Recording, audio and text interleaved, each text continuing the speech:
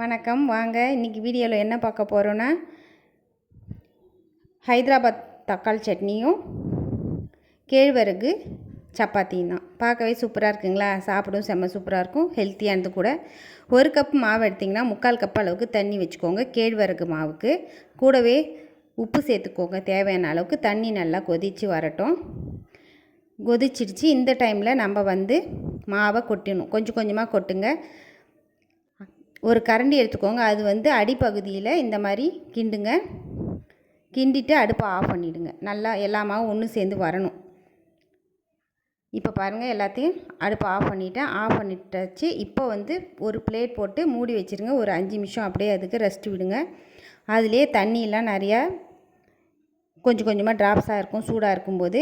இப்போ அந்த தண்ணி இந்த மாவு எல்லாத்துக்குமே கரெக்டாக வந்துடும். மாவு இந்த மாதிரி எல்லா பக்கமும் மாவு நம்ம ஒட்டி ஒட்டி இந்த மாதிரி தட்டில் எடுத்தோன்னா நல்லா சப்பாத்தி ஒன்று சேர்ந்து வரும். பாருங்கள், நீங்கள் ஒரு தடவை ட்ரை பண்ணி பாருங்கள். எனக்கு கரெக்டாக 1 கப்பு மாவுக்கு 3/4 கப் அளவுக்கு தண்ணி கரெக்டாக இருந்துச்சு. இதே மாதிரி நல்லா நம்ம கையாலே அமுக்கி அமுக்கி பிசைஞ்சிட்டோம்னா சப்பாத்தி மாவு ரெடி ஆயிடுச்சு. இது ஒரு 2-3 நிமிஷம் மட்டும் வைங்க, போதும். இப்போ இதை அப்படியே நம்ம சப்பாத்தி கட்டையில் வச்சு நல்லா திரும்ப ஒரு தடவை நல்லா பிசைஞ்ச பிறகு உருண்டைகளாக எந்த சைஸ் வேணுமோ அந்த சைஸ்க்கு உருண்டைகளாக எடுத்து வச்சுக்கோங்க. இப்போ கேழ்வரகு மாவே தான் நான் தடவிருக்கேன். இப்போ கொஞ்சம் பொறுமையாக நம்ம இந்த மாதிரி தீர்த்தணும். தீர்த்திட்டு ஒரு டப்பா மூடி வச்சு மேலே ரவுண்ட் ஷேப்புக்காக நான் அந்த மாதிரி செஞ்சுருக்கேன். உங்களுக்கு இல்லைன்னா நீங்கள் அப்படியே கூட போட்டு எடுத்துக்கலாம். இந்த மாதிரி ப்ரெஸ் பண்ணி விடுங்க, அழகாக ரவுண்டாக வந்துடும். இப்போது எனக்கு கரெக்டாக ஒரு 9 சப்பாத்தி வந்தது. இப்போ பாருங்கள், எண்ணெய் விட்டாச்சு.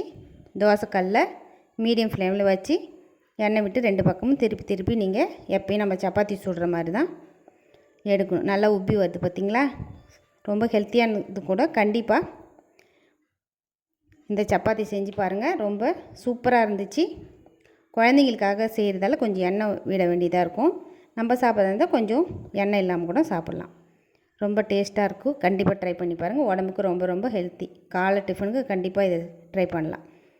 இப்போது அடுத்ததாக பார்க்க போகிறது ஹைதராபாத் தக்காளி சட்னி. வாங்க எப்படி செய்யலான்னு பார்க்கலாம். அதுக்கு பெங்களூர் தக்காளி எடுத்திருக்கேன். இது ஒரு 1/2 கிலோ அளவுக்கு இருக்கும். அதை 2ஆக இந்த மாதிரி கட் பண்ணி எடுத்து வச்சுக்கோங்க. ஒரு கடாயை அடுப்பில் வச்சுட்டு இந்த மாதிரி எல்லாத்தையும் தலைகீழ கவுத்து வச்சுடுங்க. கவுத்து வச்சுட்டு இதில் ஒரு 4 ஸ்பூன் அளவுக்கு எண்ணெய் விட்டுக்கோங்க. எண்ணெய் சேர்ந்துட்டும் நல்லா ஒரு பிளேட் போட்டு மூடி வச்சுருங்க. அந்த மூடியிலேயே அந்த தக்காளியும் எண்ணெய் கூட சேர்ந்து நல்லா வெந்து வந்துடும்.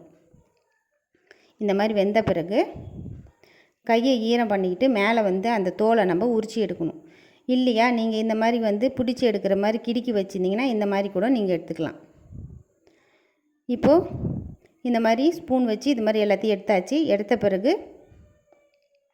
ஒரு மேஷர் வச்சு நான் நல்லா அதை ப்ரெஸ் பண்ணி விட்டுட்டேன். மத்தால கூட நீங்கள் கடைஞ்சிக்கலாம். இதே மாதிரி செஞ்சுடுங்க. பாருங்கள், எல்லாம் நல்லா மசிஞ்சு வந்துடுச்சு. இந்த டைமில் நம்ம இது கூட